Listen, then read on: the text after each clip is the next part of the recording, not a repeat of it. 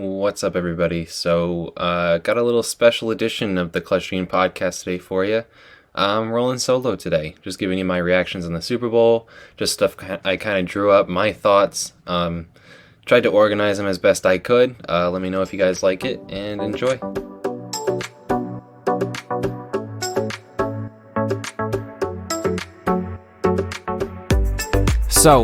I just wrote down some reactions today, post Super Bowl, of what we saw yesterday, and I tried to organize them, and so I guess I'll go through them just by how I saw them, and then I put in a little data here just to back up some of the more important points. So, on the Rams, obviously the Rams win the game 23-20. Rams went all in and it paid off, and they're loaded with talent and big personalities, and they made it work, and all credit to them, because there was a point in time where we were all curious of, would they make it work? So you don't really see a team like that. It always works out just because, large personalities on the same team. You have Odell Beckham, you have Cooper Kupp, you have Aaron Donald, you have Jalen Ramsey, you have all these big superstars guys, Von Miller, guys who all have strong opinions and deserve to have them because they're pretty, big in the NFL. They're pretty important in the NFL. And so to make it all come together and make it work and have them look truly like a team for the playoffs, all credit to them for making it work. On their talent, you just felt like during the game, the Rams pass rush would eventually find its mark. In the first half, it was kind of rough for them, but they took over the second half, partly because of the Bengals play calling, which I'll get to later. But I felt like the beginning of that game, when the Rams were having trouble getting to the quarterback and the Bengals are kind of controlling that aspect of the game, I felt like you just left that first half thinking this is going to play a role. It hasn't happened yet, but it's going to play a role in the game. There was a moment at the end of the first half where I thought, it's not big now, but this is going to decide the game. Can the Bengals keep it up? Can the Bengals continue to nullify that part of the game? So then we have Matt Stafford. All power to him. He won the Super Bowl. He's got his ring. First year with McVay. Definitely an improvement over Jared Goff. But Matt Stafford looked pretty bad for stretches of that game. He had some nice throws here and there. He had that no-look pass on the final drive of the game. That was a ballsy move. A no-look pass with the game on the line. That's a ballsy move and a great throw and great play all around. But he also had some other things that didn't look so great. I didn't leave this game thinking Matt Stafford, wow, he's really figured it out. He's really, put those demons of Detroit behind him. It was almost a situation of you can take the boy out of Detroit, but you can't take the Detroit out of the boy, because he looked scared for parts of that game. He had the back end zone throw to Van Jefferson on that final drive that he just missed him. There's nothing else to it. I think Chris Collinsworth tried to give him a pass on the broadcast, but he missed that throw. And you'd expect Matt Stafford to make that throw. That's a throw that Jared Goff would miss, and we got Matt Stafford to improve over Jared Goff, so you'd expect Matt Stafford to make that throw. And then he had the interception in the first half where he just launches a missile 55 yards to Jesse Bates. He points down the field. I think he's throwing to Van Jefferson in the back of the end zone again, and Jesse Bates was all over that. It's probably one of the easier picks that Jesse Bates will ever get in his life. And then even that second interception, the receiver should have caught it. The one to, I can't remember his name, the guy who came in for Odell Beckham when he got hurt.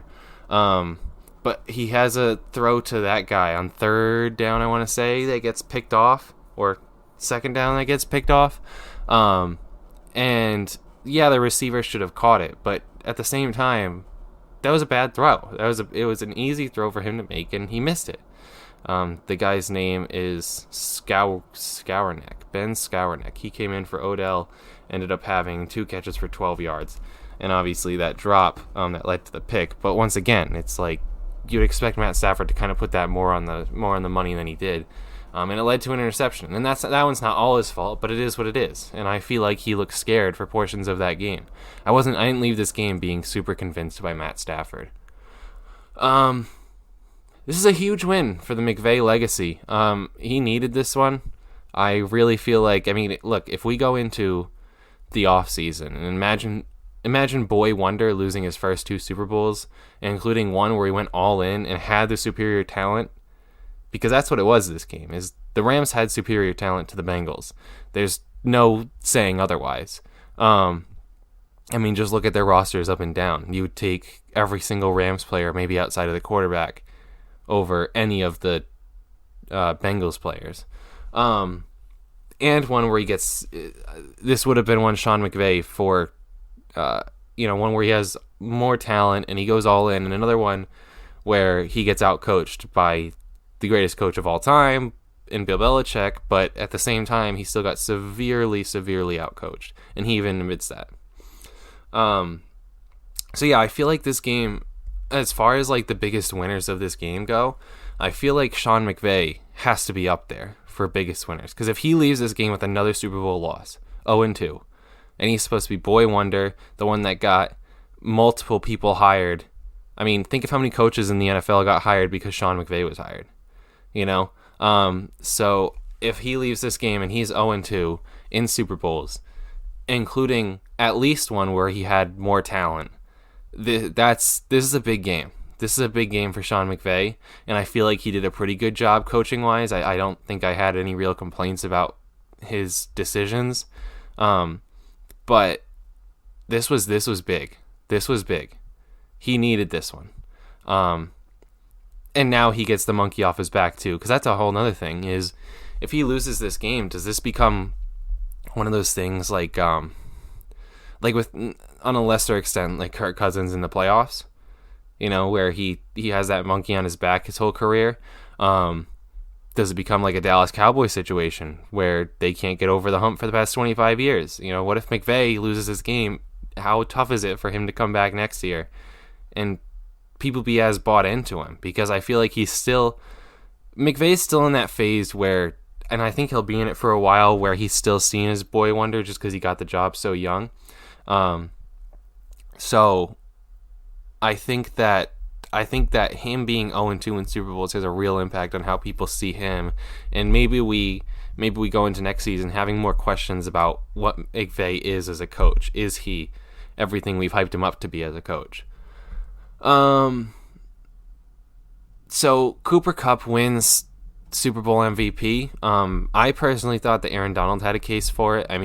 Look, Cooper Kupp had 8 catches for 92 yards and 2 touchdowns, and he had to carry the load as far as receivers go once Odell Beckham went out midway through the second quarter. So, Cooper Kupp deserved it. I'm not going to sit here and say he didn't. But Aaron Donald, I feel like, had a legitimate case for Super Bowl MVP, and here it is. He had 2 sacks, he had 3 quarterback hits, he had 2 tackles for loss, and he made arguably the 2 biggest plays of the game outside of the touchdown pass to Cooper Kupp at the end of the game, which why Eli Apple is 1-on-1 against Cooper Kupp is a whole nother question. But so Cooper Kupp catches that pass, the Bengals look like they're about to drive, and one of the plays that's not going to be talked about from this game, because Aaron Donald ends up making an even better play the next play, is on that 3rd and 1 when Samaje Perine is running the ball, which we'll also get to. He has that first down. Like, he should, any running back in the NFL should have that first down 10 times out of 10, and Aaron Donald just uses force of will and drags him back so that he can't cross the plane. It was a great play. And it's going to get overshadowed because then Aaron Donald makes an even better play on 4th and 1, where he gets the sack on Joe Burrow and clinches the game, says, ring me. And now we're looking at that. But he made 2 of the most important plays of the game. That 3rd and 1, if they convert that 3rd and 1, new set of downs, who's to say the Bengals don't go down the field and kick a field goal? Because at that point, they're just before field goal range. At that point, they're pretty close. So who's to say that they don't move down the field and kick the field goal. So that's a huge, huge play. And then obviously the 4th and 1, we all know that. I mean, that wins the game, you know. So that goes without saying. But I think Aaron Donald, it was a rough first half for him, but at the end of the game, when you needed your stars to step up, you'd be hard to find another star that stepped up as much as Aaron Donald, except for, of course, Cooper Kupp, who won Super Bowl MVP, very deservedly so. And like I said, Cooper Kupp, I mean, like I said, 2 touchdowns. They scored 3. So, I mean, he has 66% of their touchdowns right there. And like I said, once Odell Beckham goes out, you know the ball's coming to him, so he has to find a way to get open, and he did that. Maybe a possible On the Run podcast coming up about Cooper Kupp. I haven't decided yet. But we're talking about receivers' roles in the playoffs. Cooper Kupp had all of the role that Larry Fitzgerald had. Maybe not quite, but in that 2008-2009 playoffs that we covered on the On the Run podcast, Cooper Kupp, his run in the playoffs gets pretty close to that. So speaking of players, key players on the team that get rings, there are a lot of fan favorites on this Rams team that get their rings. You got Odell Beckham, he gets one. Aaron Donald gets a ring. Matt Stafford gets a ring. As much as I've had problems with Matt Stafford, you can't feel anything but happy for the guy that he got it, you know, spending all those years in Detroit wasting away. Aaron Donald, obviously, it just caps off his greatness. Odell Beckham, I mean, at this point, it's just silly how right Odell was. You know, he had, I think I saw a graphic at this during the Super Bowl where he had 7 touchdowns in 2.5 years with the Browns, and he had 7 touchdowns in something like 8 weeks with the Rams. That's absurd. That's absurd. It's getting silly how right he was, and it's really an indictment on Baker. But this isn't about him. This is about the Rams and the Bengals. So yeah, trying to think. Von Miller gets a ring. Eric Weddle gets a ring and then retires. Cooper Kupp obviously is a fan favorite. He gets a ring. Robert Woods, who I feel like a lot of people like, and they forget that he was a key part of this team before Odell got there and he tore his ACL. He gets a ring. Cam Akers, who I think everyone likes, gets a ring. There's a lot of guys. Andrew Whitworth. There's a lot of guys on this team that are generally beloved players that get their ring. Jalen Ramsey, who maybe not one of the more beloved players, but one of the better players of his generation, he gets a ring. So let's move on to the Bengals, I guess. We'll move on here. I was rooting for the Bengals, I'm not going to lie, and I was a little disappointed when they lost. Joe Burrow is hard not to root for. They abandoned their game plan after the first half. I really feel that way because I feel like the first half was a lot of quick passes and take your shots when you have them, but let's focus on just get the ball out. And it nullified that Rams defensive line and all the issues for everything that we said before the Super Bowl about how are the Bengals going to block this Rams defensive line? How are the Bengals going to move the ball? Joe Burrow is going to be under pressure the whole game. That first half was a great game plan on the Bengals' part. And I know they were down by 3, but I feel like they played that about as well as they possibly could have. And if it's not for a couple plays going their way, I think they could have been up at halftime. And that being said, they still only lost by 3 at the end of the game. But they abandoned that game plan in the second half. I felt like Joe Burrow had to hold on to the ball more, and we saw it. As soon as that started to happen, you start seeing the sacks roll in. I think he was sacked 7 times or something like that yesterday. I don't understand why. I don't understand if they just saw something that they really liked. I feel like I liked the quick, get the ball out of Joe Burrow's hands and kind of nullify the Rams' defensive line and really only have to deal with their secondary. Because it's the difference between dealing with Aaron Donald, Von Miller, and Jalen Ramsey, or dealing with just Jalen Ramsey at that point, which they were doing a pretty good job of. Tyler Boyd has a big drop on third down in the fourth quarter. It's not memorable. In fact, I almost forgot about it, but it was pretty crucial. Because he drops that pass on third down. They give the ball to the Rams back with 6 minutes left in the fourth quarter, and they don't see the ball again until a minute 30 down by 3. So that's a play that's not going to be remembered because of everything that happened afterwards. And I'm not trying to say this to rag on Tyler Boyd, but that's a pretty crucial drop and something that's going to be forgotten. Just a matter of him turning upfield before he had the ball. It's a classic mistake. It's going to happen. It's just unlucky that it happened to him because he's been there through the years where it wasn't great for the Bengals. And so I kind of feel bad for Tyler Boyd that happened to him in one of the biggest moments of the game. But like I said, he'll get off pretty free from this because I don't think anybody's going to remember that play after everything that happened after that. So I still have some questions as far as Zach Taylor as a head coach. I don't feel like this season was like done and dusted. We know Zach Taylor's good. I definitely feel like that's not the case. Questionable decision by the Bengals to go for it on their first drive of the game. I really don't understand that call. It kind of reeked of desperation a little bit. It was almost like they knew that they were the lesser team. That's what it kind of signaled to me, and so I wasn't a huge fan of it. It kind of signaled that they kind of went into the game and they were like, we're the lesser team. We have to take our chances while we can. And I just feel like I know it was short. It was 1 or 2 yards. But I don't know. Going for it on fourth down at the 50-yard line. And a pass at that, a passing play, which we'll get to that too in a second. I thought it reeked a little bit of desperation. I thought it reeked a little bit of, we know we're the lesser team, so let's come out here and try and take as many chances as possible because we're going to need them to win this game. And I feel like if they, like I said earlier, if they had stuck to their game plan, the Bengals might walk away with a win. They might walk away Super Bowl champions. On the passing play on third down, I feel like the Bengals should have run the ball more. I really do. Joe Mixon, I think, had 15 carries for 78 yards. He was averaging something like 4.8 yards per carry. I mean, you can go look it up. He was effective. And he had some big runs. And I'm not the biggest Joe Mixon fan. I will come out and say that right away. I am not a fan of Joe Mixon. But I feel like Joe Mixon should have gotten the ball much more often than he did in this game. I feel like he was effective. I feel like he was maybe outside of Joe Burrow. Even Joe Burrow in the second half tapered off because he had to hold the ball longer. I feel like he was the most consistently effective player on the Bengals offense.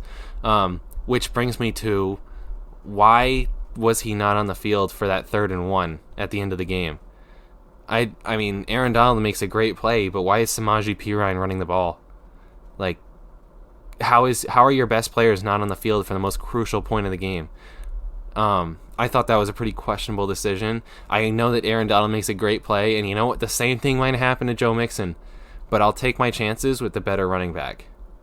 I'll take my chances with my guy who's run really well to this point. I'll take my chances with that guy than with the backup running back.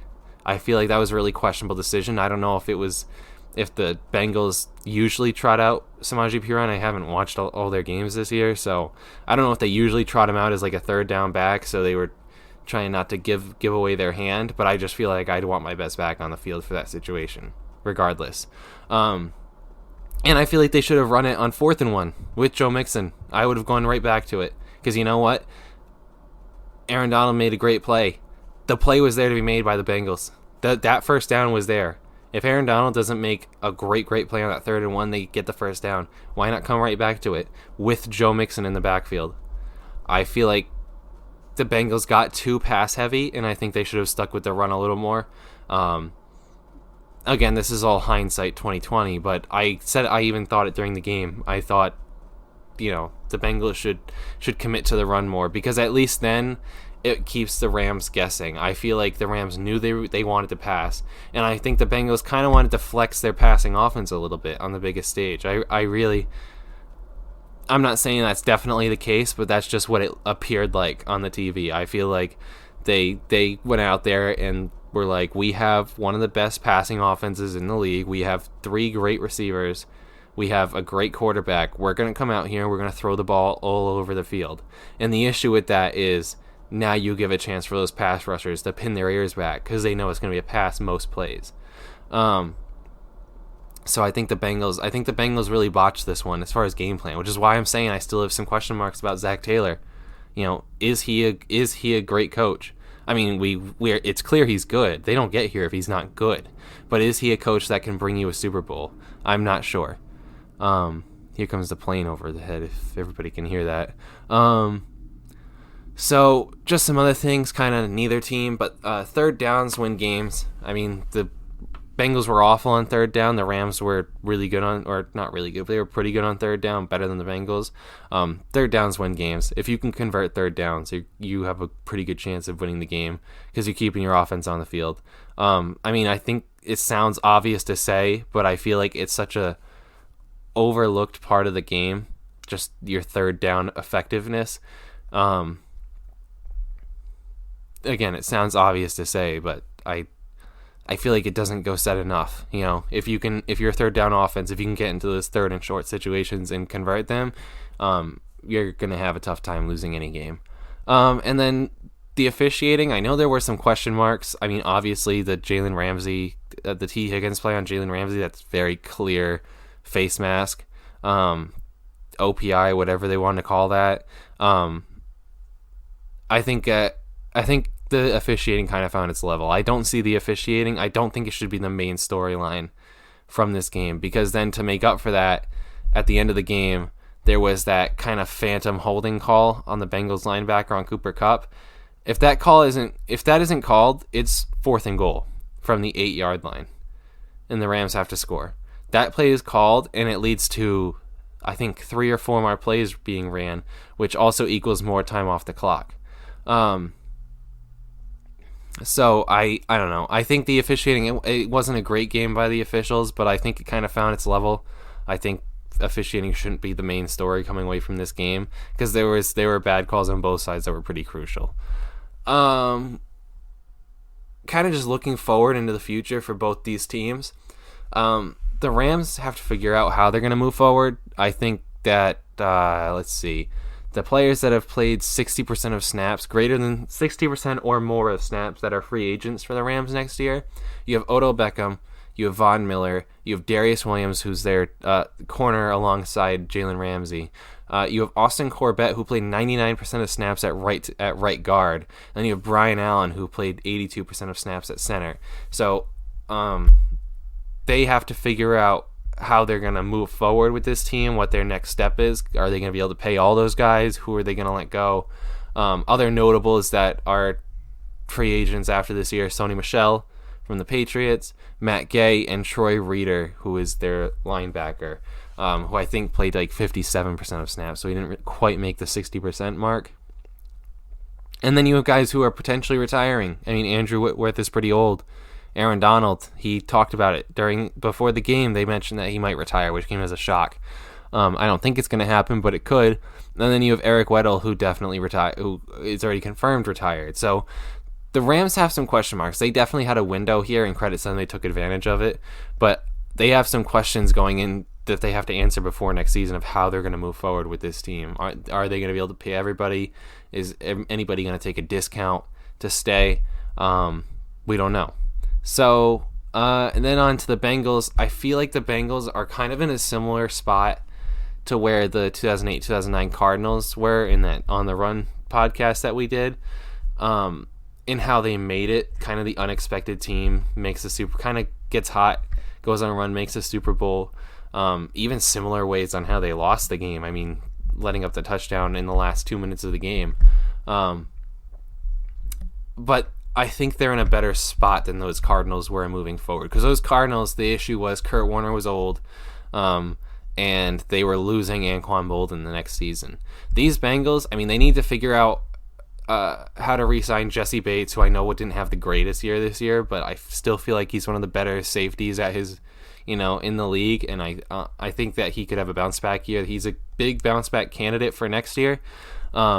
And CJ Uzomah, who, I mean, is just a great locker room guy. He's been on the team for a long time. They need to figure out how to re-sign those guys, but as far as everybody else goes, most of their players are locked up for at least another year. The key players. Joe Burrow, Chidobe Awuzie, who I really don't like, or not that I don't like. I actually really liked him when he was on the Cowboys, and I'm kind of upset that the Cowboys let him go. That's what I don't like about him, is that the Cowboys let him go. And T. Higgins are under contract until 2024. And then Tyler Boyd, Trey Hendrickson, and Joe Mixon are under contract until 2025. And then Sam Hubbard is under contract until 2026. So this Bengals core is here to stay. They need offensive line and defensive help, particularly at the backup or at the second corner spot, or I guess it would be third corner spot, because they have Chidobe Awuzie. They have Mike Hilton, who I think is a very good and underrated corner. But that Eli Apple spot, I mean, like I said earlier, who is putting Eli Apple on Cooper Kupp in the biggest play of the game? Whose decision was that? Because whoever it is needs to be fired. It was, I mean, come on. So they need help on defense, because their defense, I mean, they showed up in the playoffs, but they weren't great this year. So they do need some. Their biggest need is offensive line. I mean, look, they should have stuck to the game plan, but at the same time, those weaknesses that they have can't go unnoticed. But I think the Bengals are in a pretty good spot. The average age of their roster is 25.8, so 26 years old. So, like I said, they're like the 08-09 Cardinals in that they probably shouldn't have been there, and they were. Like, you can't tell me that the Chiefs weren't a better team. You can't tell me that the Bills weren't a better team. But Bengals went on a run. All credit to them, because, I mean, they made it to the Super Bowl. I'm not trying to take anything away from them at all, because they had a really good run in these playoffs. But they're in a better spot than the Cardinals, just because they're younger. Guys are under contract. They're not losing key pieces. So I really like where the Bengals are moving forward.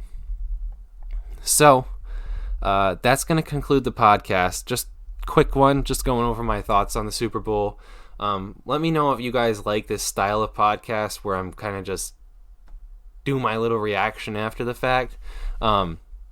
If you guys like it, I'll do more of these. This one should be significantly shorter than the other podcasts that we've put out. So let me know. Subscribe to the ClutchGene podcast, and I will see you guys next time.